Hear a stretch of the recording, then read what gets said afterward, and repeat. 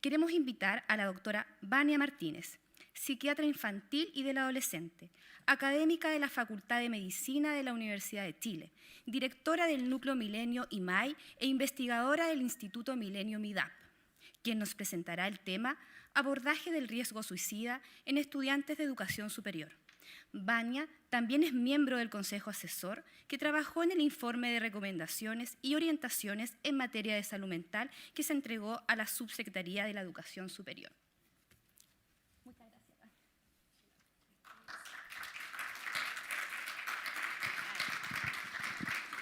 Bueno, muchas gracias por la presentación y por la invitación. Un saludo a las autoridades y a las personas que están aquí presentes y también en la transmisión por streaming. Vamos a hablar de un tema que no es tan cálido, así que lo vamos a abordar, pero abordar también desde la esperanza. Yo creo que eso es muy importante. Vamos a hablar de riesgo suicida en estudiantes de la educación superior. Y hay que considerar que esta temática es sensible y que puede ser particularmente sensible para algunos de ustedes o algunas de ustedes que tal vez les ha tocado vivir esta situación con personas cercanas, con amistades, con familiares, o que también estén viviendo una situación de desesperanza. Por eso, una alerta que siempre hay que poner, y esta es también un mensaje para si ustedes replican actividades como esta, pongan esta alerta, esta advertencia, para que las personas, si sienten que es un tema que en este momento no pueden escuchar o tratar acerca de este tema, no se expongan a esta situación y pidan ayuda. Estaba en la primera lámina mi correo electrónico por si es que alguien también necesita conversar en forma más personal acerca de este tema. Si se han fijado, últimamente también en las películas y en las series se pone arriba esta alerta, ¿cierto? Suicidio, autolesiones, y entonces uno puede escoger. Este día tal vez no es un buen día para que yo vea esta película o esta serie, o también hay otras temáticas que son sensibles que también se alertan, como cuando hay agresiones sexuales, por ejemplo. Y al final de esta actividad debiéramos tratar de responder estas preguntas. Cómo hablar acerca del suicidio de manera segura, cómo identificar a quienes están en riesgo de suicidio y qué hacer para prevenir el suicidio en esta población en particular que estamos hablando, que es de las instituciones de educación superior. ¿Tenemos que hablar de suicidio? Sí, porque es un mito que si uno habla de este tema puede darle la idea a alguien, ¿ya? Tenemos que hablarlo, pero también sabemos que si no lo hablamos de manera segura, podemos tener un lenguaje que es de riesgo.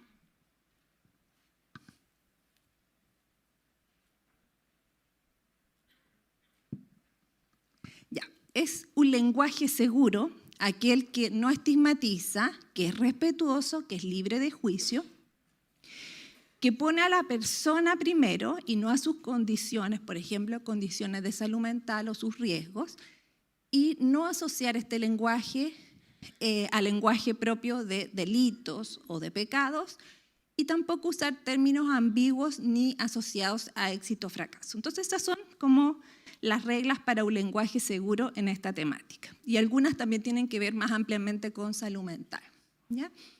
Entonces, por ejemplo, si yo digo cometió suicidio, confesó que se quería suicidar, o la otra columna, se suicidó y tiene ideación suicida. Piensen cuál de las dos columnas les parece que es un lenguaje seguro. ¿Lo pensaron? Ya. Es un lenguaje seguro entonces decir que alguien se suicidó.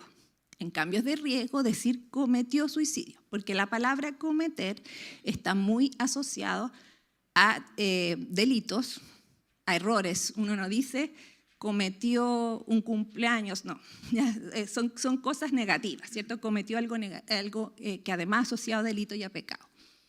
Confesó también es un término que se asocia mucho al pecado, ¿cierto? Y por lo tanto decir tiene ideación suicida es un término más seguro. Veamos otros ejemplos. La columna de la derecha o la de la izquierda, ¿cuál es la que les parece que es segura. ¿Cuál es? La 1, que dice intento de suicidio, suicidio, muerte por suicidio, o la 2, suicidio fallido, suicidio frustrado, suicidio no consumado, suicidio incompleto, exitoso, consumado. La 1, ya, cierto.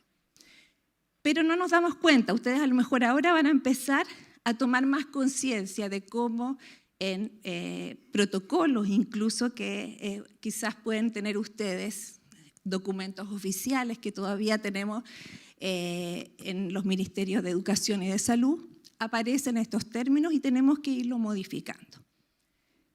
Porque fallido, frustrado, no consumado, incompleto, es como que da la idea de que algo está faltando, ¿ya? No puede ser un éxito, no puede ser un logro el suicidarse. Entonces, es mucho más simple, de hecho, intento de suicidio o suicidio, muerte por suicidio. Y aquí, ¿cuál de las dos sería el lenguaje seguro? ¿La 1 o la 2?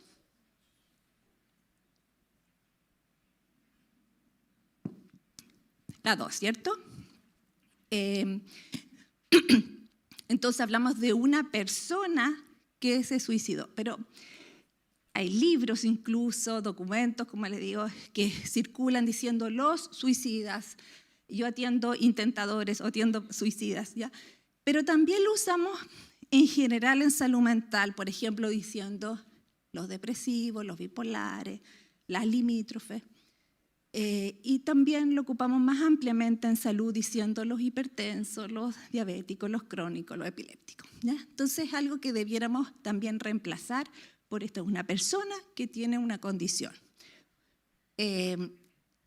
Y entonces los términos que son seguros son suicidalidad. En algunos documentos aparece la palabra mal escrita y dice suicidabilidad, que no es. Tampoco es un término que esté reconocido por la Real Academia Española, pero en inglés es suicidality y sería como lo más cercano, que es el espectro, entonces, que incluye el riesgo suicida, la ideación suicida, el intento de suicidio, la muerte por suicidio y las conductas relacionadas, suicidalidad. Y tenemos ideación, que son los pensamientos, y conductas, que son acciones. Por ejemplo, una persona que tiene ganas de morirse y de suicidarse y tiene unas pastillas en su mano, se las va a tomar y la encuentra, por ejemplo, la mamá y se las quita. ¿Qué es? ¿Es ideación suicida o es conducta suicida? Es conducta porque fue una acción, ¿cierto? Aunque la persona no haya tomado esos medicamentos, igual pasa a ser una conducta. Entonces, ideación son los pensamientos, pueden ser pensamientos como me gustaría dormir y no despertar, o me gustaría morirme, o pueden ser pensamientos como me quiero matar y lo voy a hacer de tal manera. Entonces, dentro de la ideación hay distintos grados. Va complejizando si es de mayor gravedad alguien que tiene pensado un plan. Un plan es pensar el método, el lugar y cuándo. Ya, por ejemplo, me voy a tomar estas pastillas en mi casa cuando no haya nadie después del cumpleaños de mi mamá. ¿Ya? Entonces, eso es un plan. Por supuesto que va a ser más de riesgo también si el método en el que está pensando la persona es un método más letal. Y conducta, tenemos los intentos de suicidio, entonces son acciones que buscan morir, que puede ser real, que es cuando la persona se tomó los medicamentos con esa intención, interrumpido cuando llegó la mamá, por ejemplo, y se los quitó, y abortado cuando la misma persona no continúa con la acción porque, por ejemplo, se le viene el pensamiento de su familia y entonces no se toman los medicamentos. Entonces, todos son intentos de suicidio. Las conductas preparatorias hay de dos tipos. Una, de preparar el intento de suicidio, como por ejemplo, encargar un método por internet, ¿ya? O buscar en internet cuál sería el mejor método. O juntar pastillas, por ejemplo, ¿ya? Y estas serían de preparar la acción de intento de suicidio, pero también están las que preparan de cuando yo no esté aquí. Entonces pueden ser despedidas, que puede ser por redes sociales, puede ser una carta escrita, puede ser también que las personas hacen ciertas acciones como visitar a algunas personas, regalar ciertos elementos, deshacerse de ciertas cosas para que no se encuentren después de que murió, o como nos contó una señora, su hijo le compró mercadería por 3 meses, algo que no hacía habitualmente y que después ella se dio cuenta que había sido un acto preparatorio para su suicidio. Y la muerte por suicidio también es una conducta, obviamente. Entonces, esos son los términos seguros. Antes, y de hecho, como les decía, todavía hay documentos que tenemos que modificar, que este año esperamos poder actualizarlos. Utilizábamos términos como gesto suicida o parasuicidio, que tampoco se ocupan ahora, porque no calificaban bien el riesgo. Y también, aparte de los términos seguros, definiciones seguras, tenemos una comunicación segura. ¿Ya? Y eso, por ejemplo, no sé, en una semana como la de ustedes de bienestar o para septiembre, que hay un día y a veces todo el mes se considera como un mes de la prevención del suicidio o la Semana Salud Mental, es importante que lo consideren, porque las redes sociales, por ejemplo, pueden ser una forma de comunicar la campaña que están haciendo, y entonces no es solamente para periodistas de medios más tradicionales, sino que también para quienes hacen contenido digital. Los datos deben ser actualizados y validados.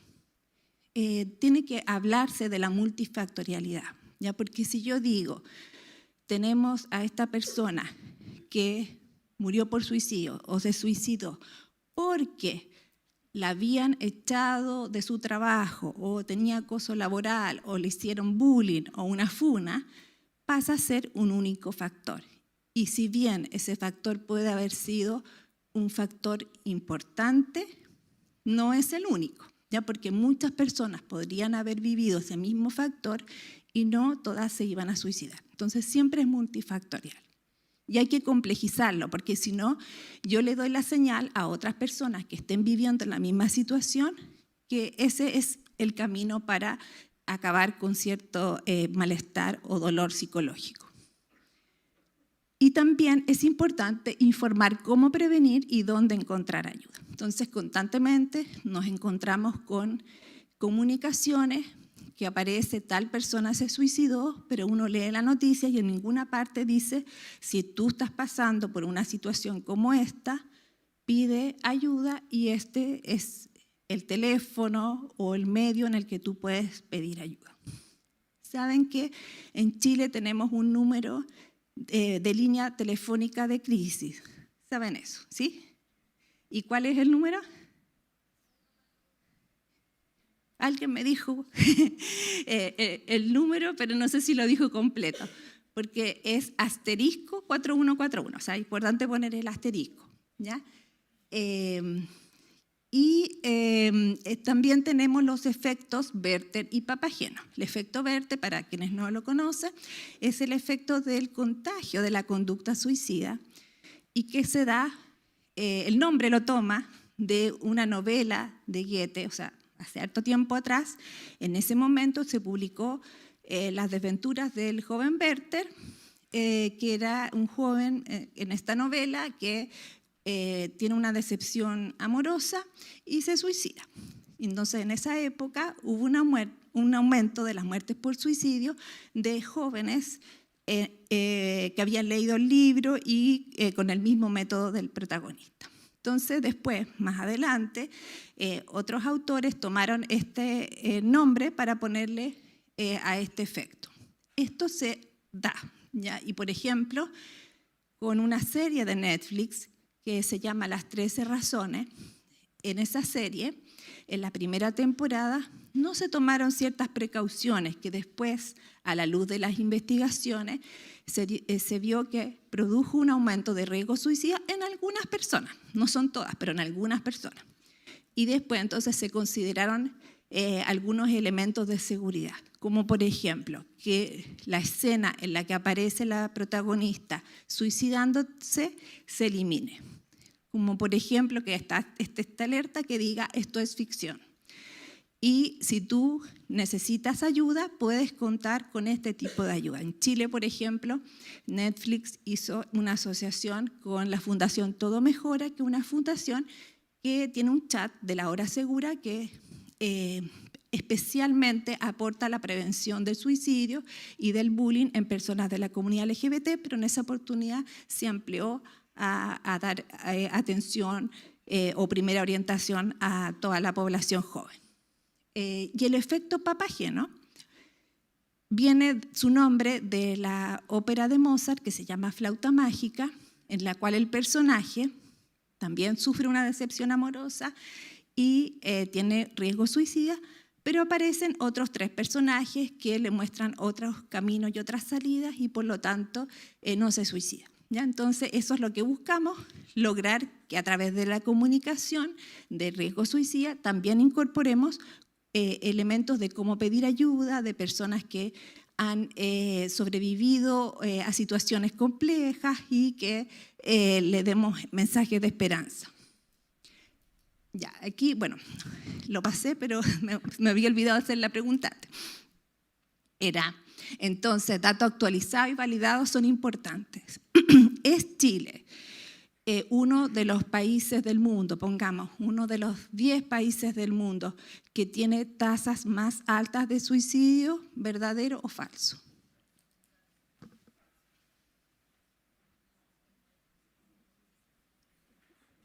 Ya, a ver quién dice verdadero. Ya, ¿y quién dice falso?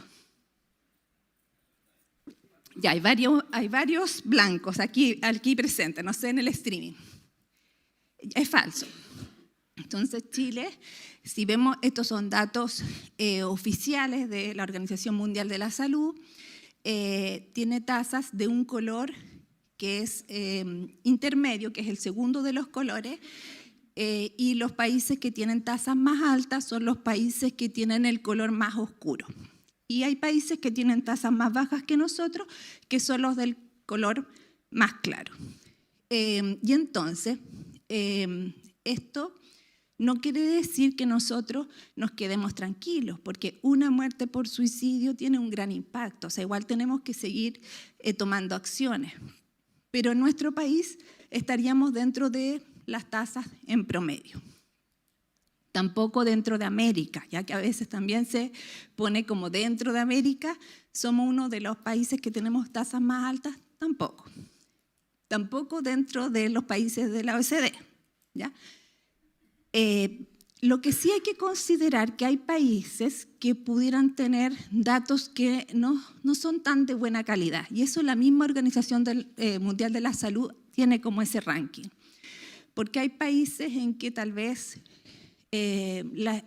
los certificados, por ejemplo, de defunción, dicen paro cardiorrespiratorio, pero no apunta si es que esto fue producto de una muerte por suicidio, ¿ya? Entonces, hay países que pudieran no tener datos tan confiables, pero Chile sí es uno de los países que tiene datos confiables.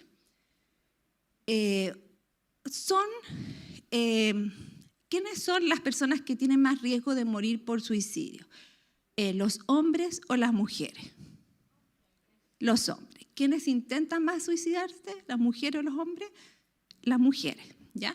Entonces, ahí hay riesgos diferenciados también, ¿ya? No quiere decir que alguien que yo estoy atendiendo, que solo por el hecho de ser hombre o mujer, vamos a decir tiene mayor o menor riesgo. Solamente lo estamos diciendo a nivel poblacional. Entonces, por ejemplo, aquí vemos datos desde 2000 al 2020 de Chile. En línea intermedia es mujeres y hombres, arriba está la línea de los hombres y abajo la de las mujeres. Entonces, en Chile tenemos que por cada una mujer que muere por suicidio hay 4 hombres, ¿ya? En otros países esta diferencia, esta brecha que hay es menor, 2 o 3, ¿ya? Y en Chile tenemos más. ¿Por qué pasa eso? Que es una pregunta que quizás ustedes están haciendo. Probablemente es por varios factores, y no todos estos factores tienen que ver con temas de salud mental, porque ya vimos, por ejemplo, que las mujeres intentan suicidarse más que los hombres, y, por ejemplo, un factor que es asociado bastante a la muerte por suicidio son los trastornos del ánimo, como la depresión, y las mujeres también tenemos más depresión que los hombres. Entonces, hay más factores que no se explican solo por salud mental, como por ejemplo, los estereotipos de género. A los hombres les cuesta más pedir ayuda, está este mandato de que hay que ser fuerte. A veces los hombres les cuesta más compartir sus problemas con otros, utilizan métodos más letales, utilizan más alcohol y drogas para aliviar síntomas de salud mental, aliviar entre comillas, obviamente, y entonces para llegar a cómo podemos intervenir y prevenir, también tenemos que hacer participar de esta tarea a distintos sectores, no solo el sector salud. Y por otro lado, algo que se ha repetido bastante es que las tasas de Chile de suicidio están en aumento. Y eso yo le estoy mostrando ahí de 2000 a 2020 tampoco es realidad. La realidad es que hacia el 2008 hubo un aumento, pero luego de eso ha habido una disminución y una estabilización, que incluso durante la época que estuvimos en cuarentenas, en confinamiento, fue aún más baja esa reducción. Nosotros no tenemos tasas al mes, sino que tenemos que esperar 2 o 3 años para tener tasas validadas, pero sí tenemos cierta vigilancia que nos indica cómo estamos.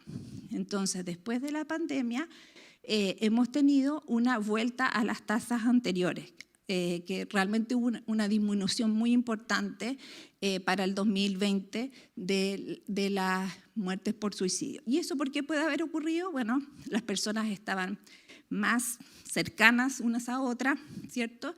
Y también había una sensación que estamos todos pasando por una situación difícil, no soy la única o el único que está en esta situación, lo que se había visto en otras situaciones anteriores de pandemias y también de guerras, por ejemplo, que se reducía el riesgo suicida, o sea, la muerte en realidad, por suicidio, y además puede haber habido menos acceso a ciertos métodos letales. Ya pueden haber sido varios los factores.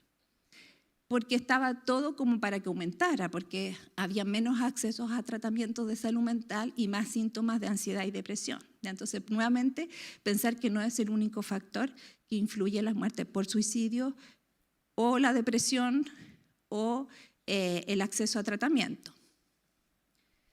Y en relación a la edad, que también es algo que muchas veces se dice que las tasas más altas estarían en la población joven. Eso no es así tampoco en el caso de los hombres. En el caso de los hombres, quienes tienen las tasas más altas son las personas mayores y ustedes ven cómo va aumentando. Incluso la tasa más alta es de personas de 80 años y más. Esto no quiere decir número de casos, porque depende de la población. Nosotros en este momento tenemos más población como en la etapa intermedia de la vida y por lo tanto los casos son más en esa etapa intermedia. Pero las tasas, que es en relación a 100.000 habitantes, son más altas en los hombres, en personas mayores, y en el caso de las mujeres es más bien en personas de edad media y disminuye en personas mayores.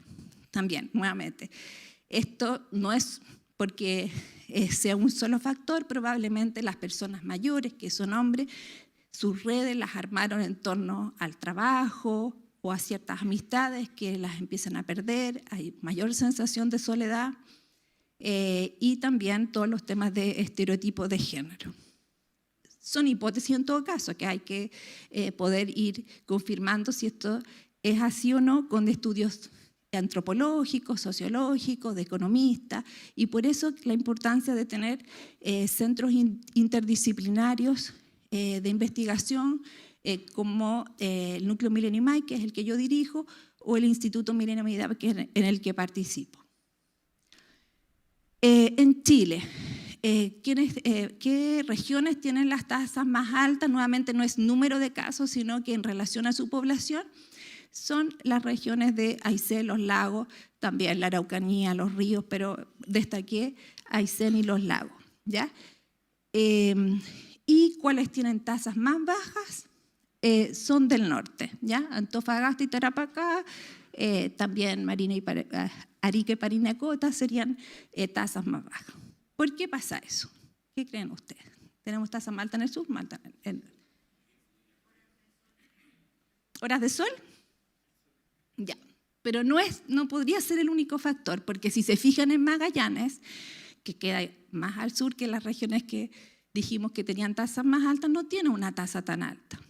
Y además, ¿en qué mes tenemos más muertes por suicidio en Chile? En enero. Entonces, tampoco podría ser como las horas de luz, porque eso es nuestro país. Nosotros en Chile tenemos una distribución que de febrero a julio bajan las tasas y de agosto a enero suben, teniendo su pic en enero. ¿Hay asociación con las fiestas, el consumo de alcohol, de drogas? Probablemente sí. Hay asociación también con que uno pasa a otro año y la gente hace como un repaso de cómo fue este año, qué metas tenía. Probablemente también influye. Pero aún así somos bastante ignorantes en temas de qué realmente influye en cada persona. ¿Ya? Cuando hablamos de epidemiología vemos, como les digo,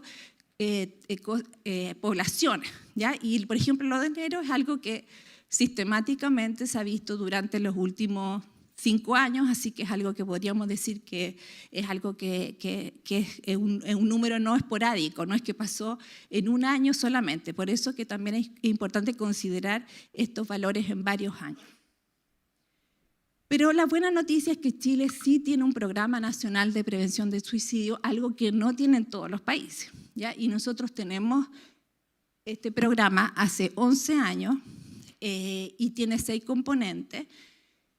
Y este año se va a actualizar este programa, porque ya hay un aprendizaje y hay cosas que vemos que están funcionando, otras que no funcionan tanto, algunas que la evidencia internacional nos dice que deberíamos incorporar, entonces se va a actualizar.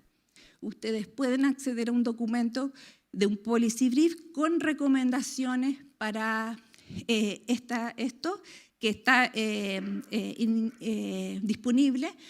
Por ejemplo, en la página de IMAI lo tenemos disponible y a fin de año esperamos que ya entonces se incorporen nuevos elementos.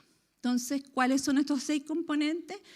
Este sistema que tenemos de vigilancia de la conducta suicida, que por una parte son las muertes, pero también se ha incorporado las autolesiones. Las autolesiones, algunas de ellas pueden ser con intención suicida, pero otras podrían ser sin intención suicida, pero aún así nos interesa como un factor de riesgo igual hacer esa vigilancia. O sea, hay personas, por ejemplo, que se cortan no con la intención de morir, sino con la intención de regular una emoción negativa, trasladando un dolor psicológico a uno físico. Pero eso está incorporado en el sistema de vigilancia. También tenemos planes regionales intersectoriales. En cada región de nuestro país hay mesas de trabajo, en general se reúnen una vez al mes y que proponen actividades para la región. Lo bueno es que sea intersectorial, que haya gente ahí, por ejemplo, en el caso de Santiago es muy importante que hay gente que participa de universidades, de gendarmería, del metro, por ejemplo, que es un lugar importante para la región metropolitana, y en otros lugares tal vez podría ser importante gente que maneja temas de pesticidas, en otra región podría ser importante alguien que trabaje con población indígena. Entonces, por eso que es muy importante el considerar que estas mesas se vean a nivel regional. El fortalecimiento de competencias de los equipos de salud, eso es muy relevante. Aquí, bueno, Duoc UC es importante considerar desde que estamos formando a personas que van a trabajar en el sector salud, pero también ocurre que necesitamos actualizar a las personas que ya están trabajando, que quizás no tuvieron esta información en pregrado o que ha ido cambiando y que todavía estigmatizan. Hay pacientes míos que han ido a un servicio de urgencia y han recibido un trato humillante, no de calidad, por estos prejuicios que hay de que la gente que intenta suicidarse en realidad quiere llamar la atención y no se quería suicidar, ¿ya? Entonces tenemos que trabajar todavía bastante con las competencias de los equipos de salud en los establecimientos educacionales, tanto colegios y liceos, escuelas, como también en la educación superior. El apoyo para una cobertura mediática, ya vimos la importancia del efecto Werther y Papageno, y el sistema de ayuda en crisis, que en este momento el principal es el asterisco 4141. Factores de riesgo, ya dijimos, es multifactorial, y dijimos también que es de mayor riesgo para morir por suicidio ser hombre. La psicopatología se asocia en un 90% personas que tienen algún problema de salud mental. Los más frecuentes son trastornos del ánimo, depresión y trastorno bipolar, pero también puede ser trastornos de la conducta alimentaria, también puede ser esquizofrenia, también puede ser trastornos del desarrollo de la personalidad que influyen. Autolesiones sin intención suicida son un factor de riesgo. Morbilidad biomédica y o discapacidad son un factor de riesgo, sobre todo enfermedades asociadas a dolor, enfermedades también terminales, o sea, cuando no hay ley, por ejemplo, de eutanasia o suicidio asistido, como hay en otros países, que de hecho es algo que es bien discutible, habría que ver cómo se implementa algún tipo de esta ley, pero pasa con la gente que tiene morbilidad biomédica y o discapacidad que tiene mayor riesgo. También la introversión, guardarse las cosas para sí mismo y no compartirlas, no pedir ayuda, la impulsividad. Hay en algunos documentos que dice que el suicidio es siempre premeditado, pero no es así, porque puede haber suicidios que tengan un carácter más impulsivo. La desesperanza, la excesiva autoexigencia, el no sentirse perteneciente, el sentirse una carga para los demás y la baja red de apoyo social percibida. Importante la percepción de cada persona, porque hay veces que uno puede decir, pero si tiene red de apoyo, lo veo que está con amigos, pero la persona dice, son puros conocidos, no son amigos. Entonces sí es importante considerar cómo la persona lo vive.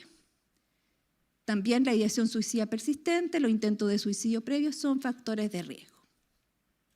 Experiencias adversas, tempranas y o actuales, incluida la discriminación y la exclusión social que pueden vivir ciertas poblaciones o ciertos grupos de nuestra población. Y en la familia, antecedentes familiares tanto de problemas de salud mental como de suicidio, desventajas socioeconómicas, eventos estresantes en la familia y conflictos familiares. Puede fallecer por suicidio alguien que tenía una familia acogedora, comprensiva, también, digamos, ¿ya? Y esto tampoco es la idea de empezar a culpar a nadie, sino que estamos hablando aquí de elementos que habría que considerar también para la prevención y la intervención. El acceso a métodos letales, ¿ya? Y en eso sí ayuda, que es uno de los componentes que en la actualización hay que ponerlo más visible. La actualización del Programa Nacional de Prevención de Suicidios, por ejemplo, intervenir con la regulación de ciertos elementos tóxicos para su venta, pero también intervención sobre ciertos lugares. Ya el ejemplo emblemático que tenemos en la región metropolitana es la intervención en el Mall Costanera Center. Pero también, por ejemplo, las nuevas líneas del metro consideran elementos de seguridad. ¿Cómo hacemos para que sea también algo más transversal? La difusión inapropiada del suicidio, los medios de comunicación en las redes sociales, la alta exigencia externa y conflictos comunitarios son factores de riesgo. Barreras para la búsqueda de ayuda. En este momento hay barreras que son estructurales, o sea, hay gente que quiere pedir hora para atención en salud mental y le cuesta encontrarla, ¿ya? O le cuesta costear ciertos tratamientos, aún sabiendo que en nuestro país tenemos, por ejemplo, garantías GES para la depresión en personas de 15 años y más, para el trastorno bipolar en personas de 15 años y más, para la sospecha de primer brote de esquizofrenia y para consumo problemático de alcohol y otras drogas en menores de 20 años. Entonces tenemos ciertas garantías, pero aún así hay barreras estructurales. Pero más aún, sobre todo en la población de estudiantes de la educación superior, nos encontramos con estas barreras actitudinales, ¿ya? Entonces, por ejemplo, UC oferta, dice, tenemos en este momento horas de atención y quizás se le llenan los cupos, no sé, ¿tienen lista de espera ustedes o no? No tienen lista de espera, ya. Pero bueno, Chile, que es donde yo trabajo, en la Universidad de Chile, sí hay una lista de espera de 200 personas, ¿ya? Entonces hay más demanda, pero también sabemos que hay gente que se vería beneficiada por un tratamiento, por ejemplo, en investigaciones que hicimos nosotros, en que las personas nos contestaron que tenían riesgo suicida en un cuestionario. Las llamamos por teléfono, corroboramos que tenían un riesgo suicida, les hicimos el contacto con el centro de salud, puede ser el de su comuna o puede ser en la universidad, y las llamamos a los 2 meses después, y gran parte de esas personas no habían asistido a ninguna atención porque consideraban que se las podían arreglar por sí mismos, ¿ya? Entonces sí tenemos estas barreras que son todavía más de la sociedad, del estigma, de la vergüenza o del decir, bueno, en realidad cada uno se la tiene que arreglar por sí mismo y pedir ayuda no es algo que se habían visto. O hay gente que está peor que yo, eso me sorprende mucho, de la gente que en realidad también nos dice, no quiero pedir ayuda porque debe haber gente que está peor que yo, o sea, sabiendo que está esa lista de espera, ¿para qué voy a ocupar el lugar de alguien que está peor que yo, siendo que esa persona sí lo necesita? Y el factor precipitante sería ese como el que sale en las noticias o el que conversamos, esta persona se suicidó después de que la dejó el marido, entonces sería como el último factor, ¿ya? Y puede ser también el suicidio de una persona conocida, un referente, ¿ya? O sea, por ejemplo, un actor, un cantante, una celebridad que se suicida impacta en sus seguidores.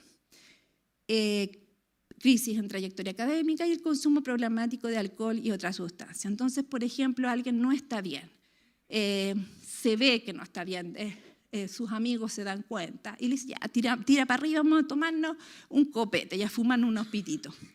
Lo pasan bien, a lo mejor en el momento se distrae, pero después vuelve a su casa, está solo y con consumo de alcohol y de droga, la impulsividad aumenta y puede ser el momento en que una persona se suicida. Pero también tenemos factores protectores, ¿ya? Y ahí sí, el hacer programas que apoyen el tener más habilidades sociales, que la gente pueda pedir ayuda, que pueda confiar en otro, que tenga una mejor autoestima, autoeficacia, que tenga una vida con proyectos. La espiritualidad es un factor protector, hábitos de vida saludable, capacidad de buscar ayuda. En la familia también, si hay apoyo familiar, si hay un funcionamiento familiar cohesionado. Y en el ambiente, bueno, relaciones interpersonales, algo que se puede hacer desde las comunidades educativas es justamente fortalecer el sistema de pertenencia, de que tú no eres un número, eres una persona que nos importa. Eso es algo que es un gran factor protector. Tenemos señales de alerta.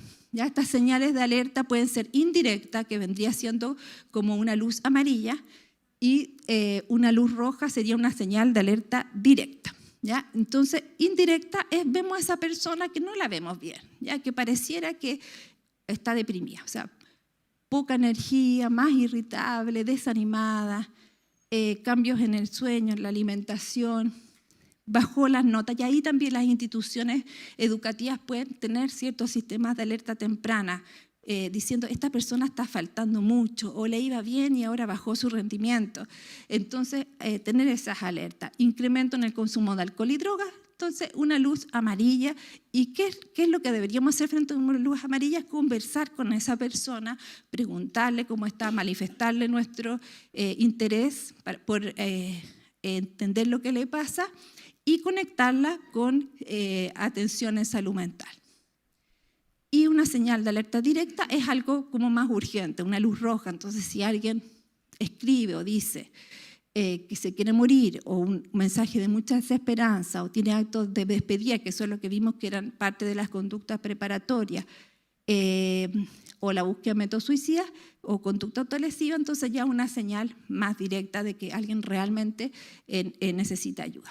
Esto, yo si les hago una prueba y le digo, por ejemplo, si alguien escribe, lo único que quiero es morirme, ¿es una señal de alerta? Ustedes todos me dirían que sí. Pero otra cosa es cuando uno lo vive, ¿ya? Entonces, ¿qué pasa si alguien en su estado de WhatsApp o sube en su historia de Instagram un mensaje que dice, adiós universidad, bienvenido el suicidio, ¿ya? Uno dice, ¿qué será? ¿Está llamando la atención? ¿Para qué lo pone en el Instagram? O sea, ¿por qué está haciendo show?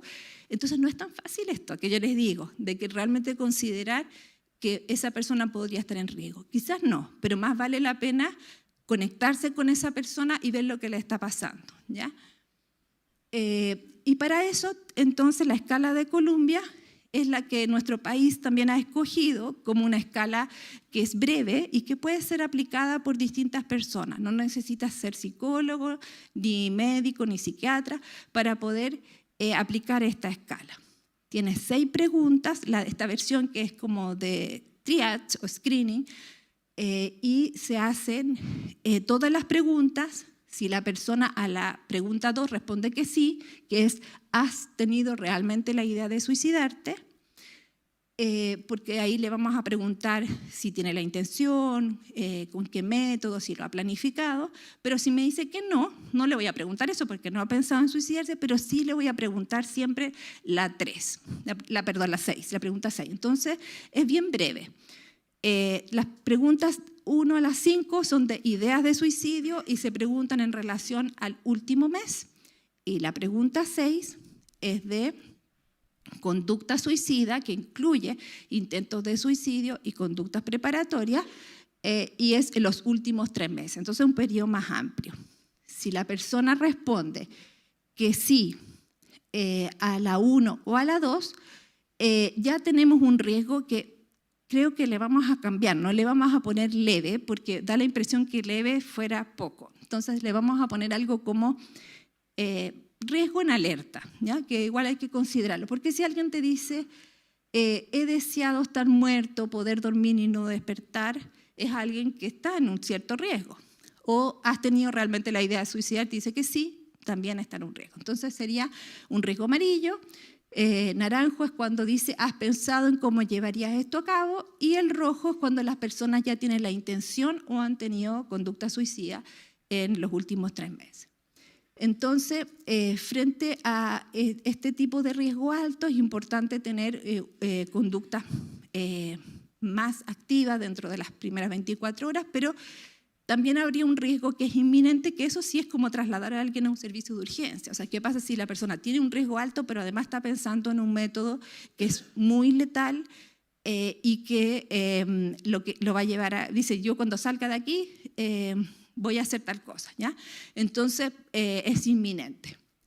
Y también, si dijera todo que no, entonces tenía un riesgo mínimo de suicidio, porque nos dijo todo que no, pero igual podría necesitar atención en salud mental si lo merita por otras situaciones, ¿ya? Y puede ser que la gente nos mienta, y yo le pregunté si tenía idea de suicidarse y me dijo que no. Puede ser, ¿ya?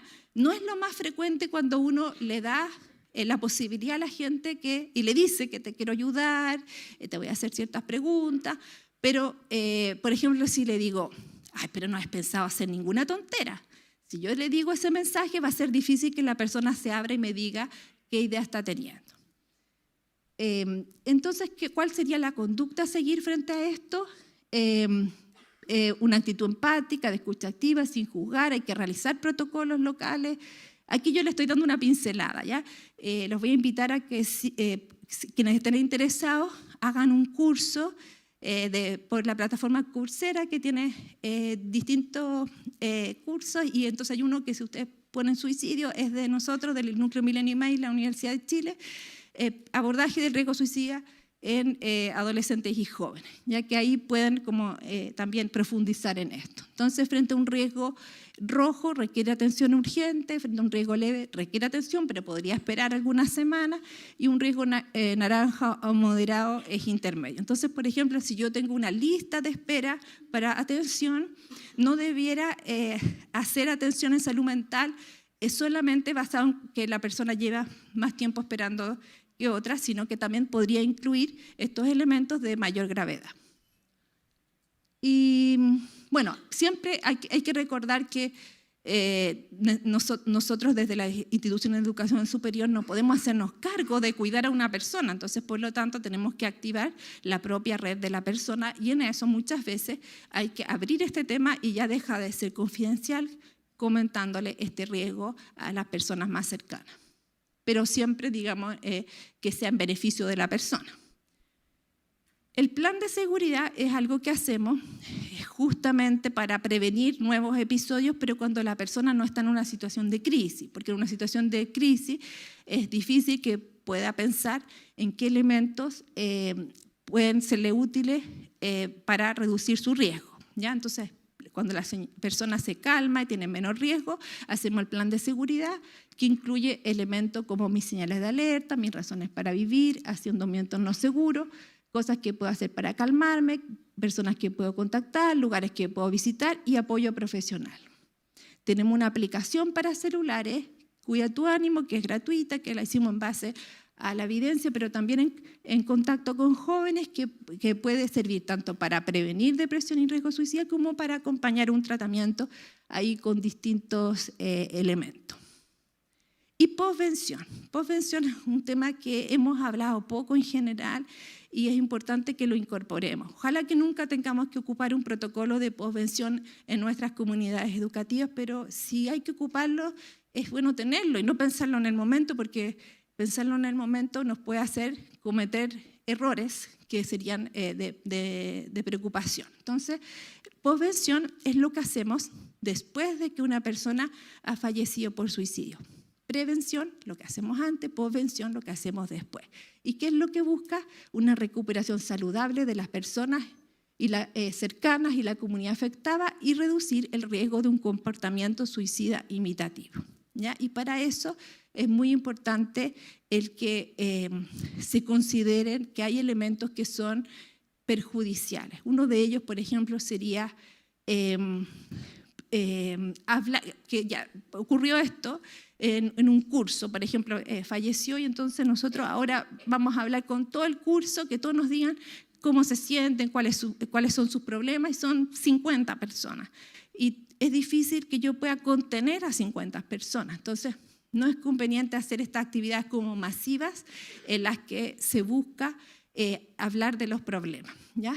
Pero sí es conveniente hacer rituales, como participar de si hay una celebración religiosa, que juntos vayamos, y respetar que el duelo también es diferente de persona a persona. También, por ejemplo, hay veces que me han dicho: queremos plantar un árbol. Entonces, yo les he dicho, es muy simbólico plantar un árbol, ¿cierto? Porque igual es el nacimiento de una vida, pero es importante que se plante un árbol cuando cualquier persona fallezca por cualquier razón, ¿ya? Que no sea solamente que vamos a plantar árboles frente a personas que han muerto por suicidio, ¿ya?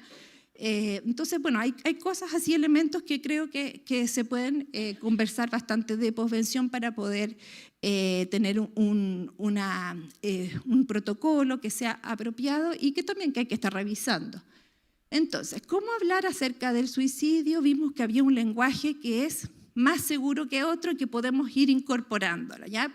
Quizás vamos a ver que está muy presente todavía el lenguaje de riesgo, pero nosotros vamos tomando conciencia.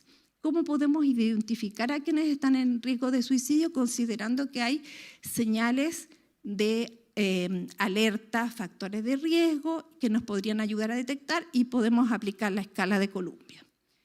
¿Y qué podemos hacer para prevenir el suicidio? Podemos tener entonces elementos que apunten a mejorar los factores protectores y además el 2 también va unido, o sea, detectar personas que están en riesgo y conectarlas con una red de ayuda es un factor protector.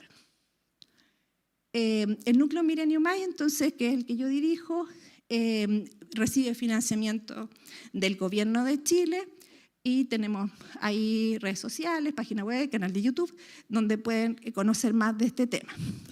¿Me quedan minutos o no? ¿Cómo vamos?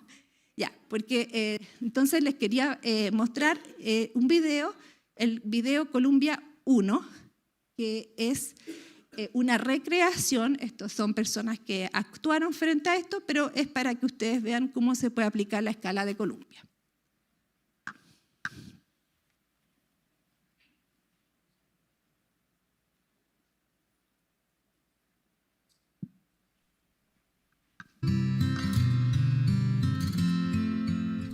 Hola, ¿cómo estás? ¿Viene usted? Bien. Mi niña, ¿cómo te ha ido? Bien. Qué bueno. Quería hablar contigo. Tú sabes que yo te sigo en Instagram, en todas tus cosas que tú estás, estoy muy pendiente. Quería saber qué pasa con algo que tú pusiste en Instagram. ¿A qué se refiere? No entiendo. No sé, ¿tienes algún problema? ¿Te pasó algo? ¿Necesitas ayuda? Problemas familiares que tengo. ¿Solamente eso? ¿Algo más que...? La universidad y en general todo se me viene, me está abrumando demasiado. Yo creo que va más allá, por lo que escribiste. Puede ser. ¿Sabes, mi niña? Donde yo trabajo hay especialistas y me aconsejaron muchas cosas porque yo comenté, discúlpame que lo haya hecho, pero comenté lo de tu Instagram y me preocupó. Entonces me recomendaron que te hiciera algunas preguntitas.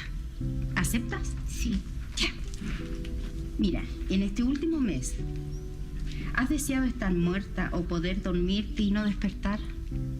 Sí, se me ha venido muchas veces a la cabeza el no despertar nunca. Y en este último mes también, ¿has tenido realmente la idea de suicidarte? ¿Has pensado en cómo llevarías a cabo esto? Sí, por mi mente pasan muchas cosas. ¿Has tenido estas ideas o alguna intención de llevarlas a cabo? Sí, pero siento que son irrealistas. Entonces no sé si debo, pero se me pasan por la mente muchas veces. Mira, tengo que seguir haciéndote preguntas para estar segura de lo que está pasando, ¿ya? ¿Has comenzado a elaborar o has elaborado los detalles sobre cómo suicidarte? Sí. O sea, ¿tienes intenciones de llevar a cabo este plan? Pero no sé si me dé el valor. ¿Y en estos últimos 3 meses alguna vez has hecho algo o comenzado a hacer algo o te has preparado para hacer algo para terminar con tu vida? No sé, puede que sí. Es raro decirlo. No sé si puedo hablarlo abiertamente. Pero sí. Mi niña, mira, vamos a hacer algo. Vamos a buscar ayuda. Vamos a ir a especialistas donde nos puedan decir qué tenemos que hacer. Bueno. Preciosa.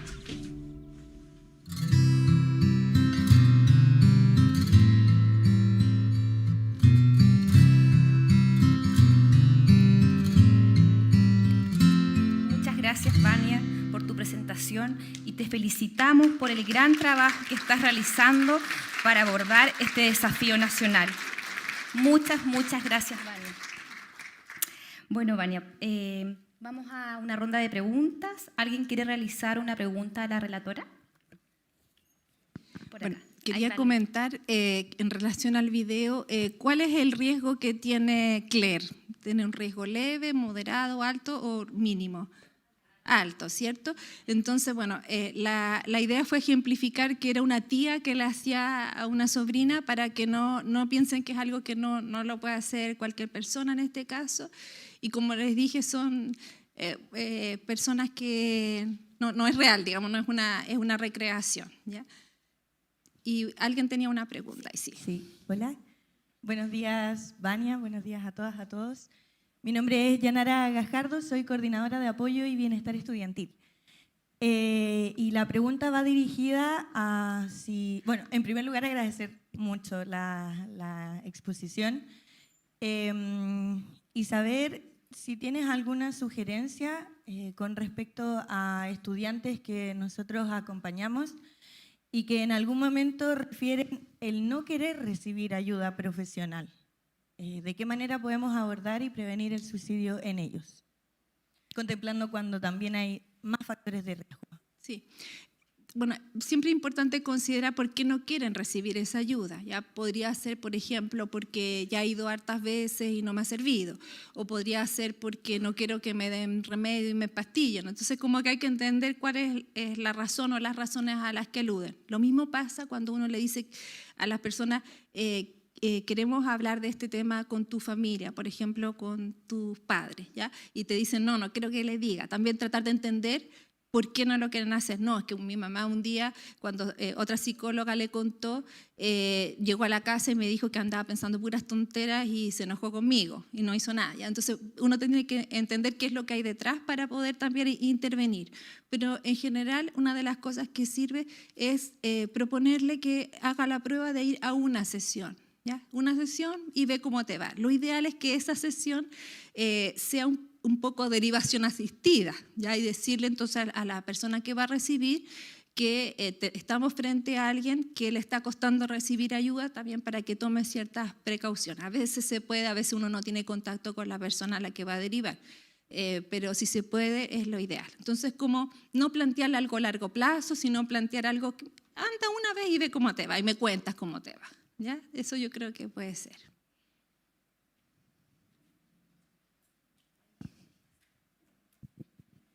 Hola, Vania, un gusto. Yo también soy coordinadora de apoyo y bienestar aquí de la sede de San Joaquín. Yo he estado siguiendo tu trabajo desde el año pasado y he utilizado bastante el instrumento de plan de seguridad con los chicos, pero me queda la duda respecto a si hay algún estudio de su efectividad o hay alguna evidencia respecto a eso, porque también me pasa que la mayoría de los estudiantes refieren mucho a aislamiento, ¿no? Como la mayoría de los chicos que están con un riesgo alto están súper aislados, entonces gran parte del plan de seguridad es como mis razones para vivir, en quién puedo confiar, en quién me puedo apoyar, entonces como que en eso se quedan un poco cojos y al parecer como que vendría siendo un poco contraproducente a veces como sugerirles que hagan un plan de seguridad cuando no tienen como realmente qué poner o algo que poner que les haga sentido. Sí, gracias. El plan de seguridad igual se hace en conjunto, ¿ya? Mira, o sea, la evidencia que existe es que aporta, pero que no es un trabajo único, ¿ya? Porque muchas veces hemos hecho el plan de seguridad y aún así intentaron suicidarse y como, se me olvidó que tenía un plan de seguridad, entonces lo volvemos a hacer, o claro, quedó un espacio en blanco la primera vez, por ejemplo, de red de apoyo y después lo vamos completando. Entonces no es un trabajo como que estático, ¿ya? Entonces, por ejemplo, mis razones para vivir. No tengo ninguna razón para vivir. Ya, entonces, ¿hay alguna razón por la que todavía no te hayas muerto? Y ahí parece que a veces cuesta menos pensar en por qué no me he muerto que por qué estoy viviendo, ¿ya? Y entonces lo vamos completando. Muchas veces parten por razones que son más externas, como por mi familia, por mis mascotas incluso. Y después hay que trabajar que sea algo también propio, porque yo quiero cumplir con estas metas, quiero aportar a la sociedad de tal manera. Entonces también es un trabajo, también como el de redes de apoyo. De todas maneras hay una parte que es ayuda profesional, que sí o sí puede estar ahí en los canales de ayuda. A veces a los jóvenes les cuesta hablar por teléfono. Entonces también existe un chat del INJUV que se llama Hablemos de Todo. ¿Ya? Y las personas de Hablemos de Todo están también capacitadas en acoger el riesgo suicida. Reciben alrededor de un 6 a un 7% de personas que escriben por esa razón. Y el chat, eso sí funciona no como el asterisco 4141 que funciona 24/7, sino que en ciertos horarios, pero también es una forma en que pueden recibir una primera ayuda a contención. Y dentro, por ejemplo, hacer mi entorno seguro también, o sea, tengo una cosita de sacapunta que la tengo debajo de mi colchón, por ejemplo, bueno, eso nos cuentan. Y entonces ahí dice, ¿qué tal si te deshaces de eso? Y a veces también en el plan de seguridad uno pide la participación de otras personas cuando se pueda, de las personas cercanas. En el caso de educación superior, es difícil que vayan acompañados, sobre todo si no viven aquí. Por ejemplo, creo que aquí ustedes están transmitiendo no solo para, pero también a regiones, ¿cierto? Claro, entonces puede haber que en ciertos lugares no vivan con nadie, o sea, no tengan como personas cercanas, y sobre todo si están recién partiendo en su primer año y se trasladaron de una ciudad a otra.